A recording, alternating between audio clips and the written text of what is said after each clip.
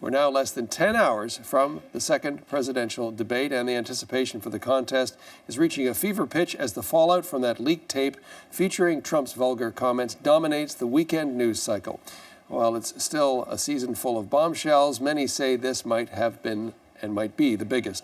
Our United States political panel is here to discuss. Paul Brandis of West Wing Reports and Louisa Savage of Politico join us from Washington. So, Louisa, let's begin with you. This leaked tape coming out, clearly it was in somebody's archives, presumably NBC's archives, but coming out just before the debate. Can we make anything of the timing of this?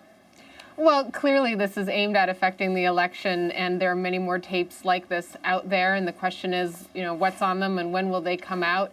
This is clearly a man who has not kept from anyone his attitudes, and what's so remarkable about this particular tape is it's not just his words, his degrading, insulting words about women, it's that he's talking about his actions. And so we keep seeing these headlines about his, quote, lewd comments. It's not his lewd comments, it's the fact that he's been open about the fact that he uses his power to force himself onto women, whether that means women who work for him walking up to them and kissing them, whether it means walking in on beauty pageant contestants and beauty pageants that he owns, and walking in on women who are naked and changing to do a, quote, inspection, or, as he says on the tape, forcing himself on a woman who was married, who didn't want his advances, trying to have sex with her, and then later it came out he tried to have her fired.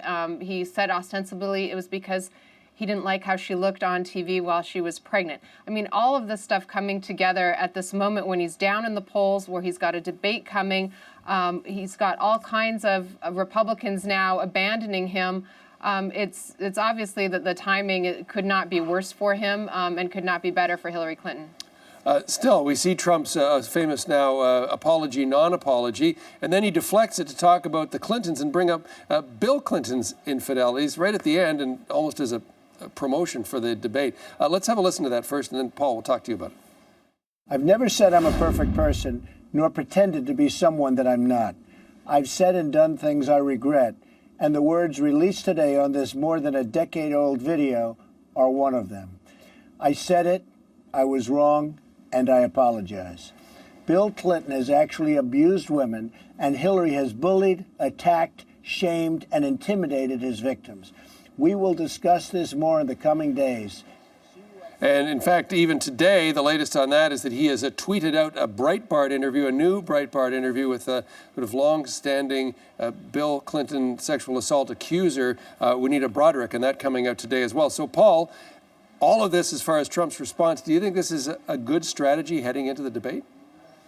Well, it's important to remember, John, that women make up the majority of the electorate in this country. They also tend to vote in higher percentages than men. So he's really playing with fire here. And the video that they released, this Breitbart interview of the woman, Juanita Broaddrick, who she claims was sexually assaulted by Bill Clinton many years ago. There's no question that Bill Clinton has a reprehensible sexual background. Absolutely no question about it.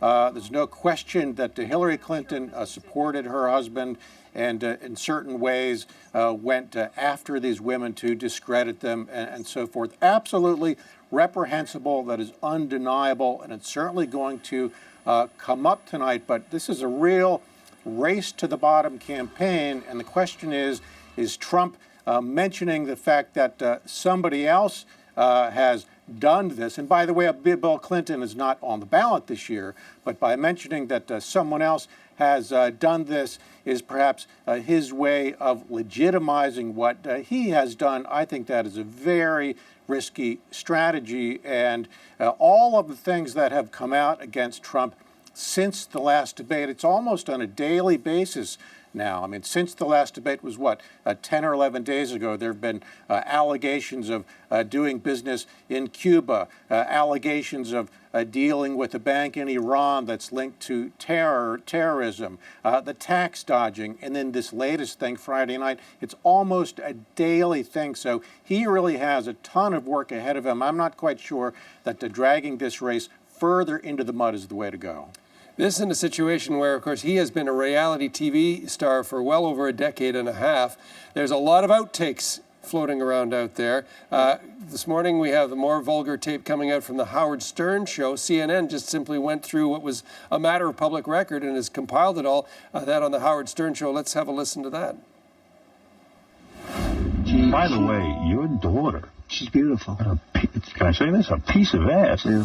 For the last couple of years, I go out with somebody, and she's like 21, and she's talking about, what are you doing? And she's studying algebra. And, So what? And it's like, it was always embarrassing for me to walk in. It's too young. 30's like a perfect age. Absolutely. She has enough life experience. She's 35. Yeah.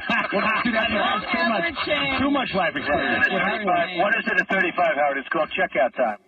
And, of course, Donald Trump, he was about 60 at the time those comments were made about what the perfect age for him was in terms of a mate.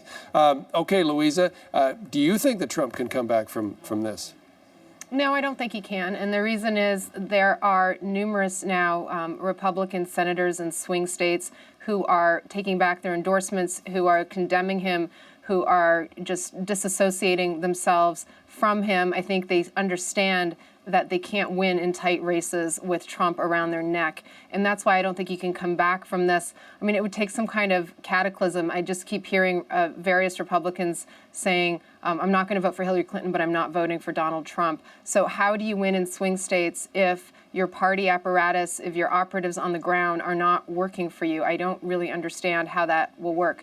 I think certainly we did a poll that came out just after these comments were made, a poll yesterday at Politico, and we found that actually overwhelmingly Republicans, voters want him to stay on the ticket. They don't want to switch right now. And there is a lot of support among his traditional supporters that have seen him all the way through. But I just don't think that extends to the swing voters. So how do you win in a close election when you're alienating women as well as a chunk of your own party, including members of the leadership, Republican leadership in the Senate, calling on him to step aside?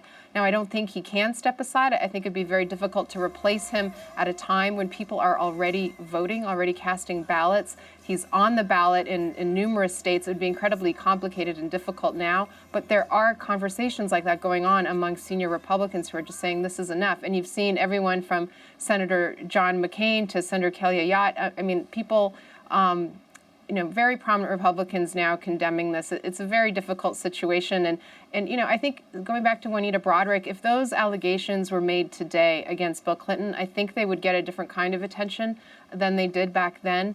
But again, it's not about Bill Clinton, it's about Hillary Clinton, and she was the wife in this situation, so I'm not sure that voters are going to assign the same kind of blame to her that they would to Donald Trump for his own actions. And we've got this debate, it's a town hall, and he'll be face to face with real people, and he'll have to explain himself. And we've certainly seen Trump respond to this, the 150 Republicans speaking out against him. In addition to the list, Louisa, you had John Huntsman, even Arnold Schwarzenegger, if you lost his vote. He sent out a tweet this morning. Let's have a quick look at that. Tremendous support except for some Republican leadership. Thank you. And there he is. The question now, though, is, Paul, is the party imploding?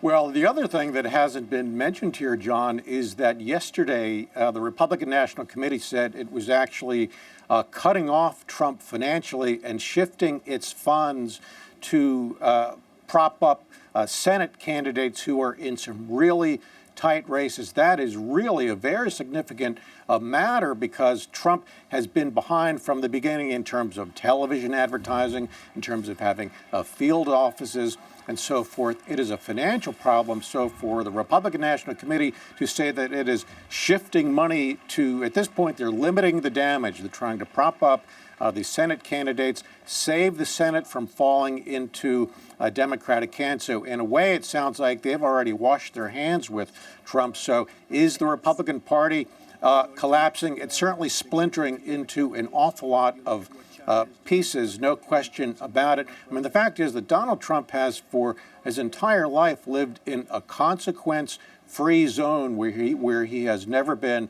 accountable for his actions, for his words. He's now a politician where he is, in fact, accountable and responsible, and that's the disconnect. I think that's something that he is not used to, and when he is backed into a corner, he tends to lash out and fight and, like he says, punch back 10 times harder. I think this is a desperate politician, a desperate man, and I'm not sure what he's going to do tonight to turn it around. I do agree with Louisa that it's too late for him, and for the Republicans at this point, it's every man for himself, every woman for herself. They've got to prop up their Senate candidates and to save the Senate. Thank you both for setting the table for what will be a remarkable debate tonight, no matter how it goes. Paul Brandis from West Wing Reports and Louisa Savage of Politico joining us from Washington.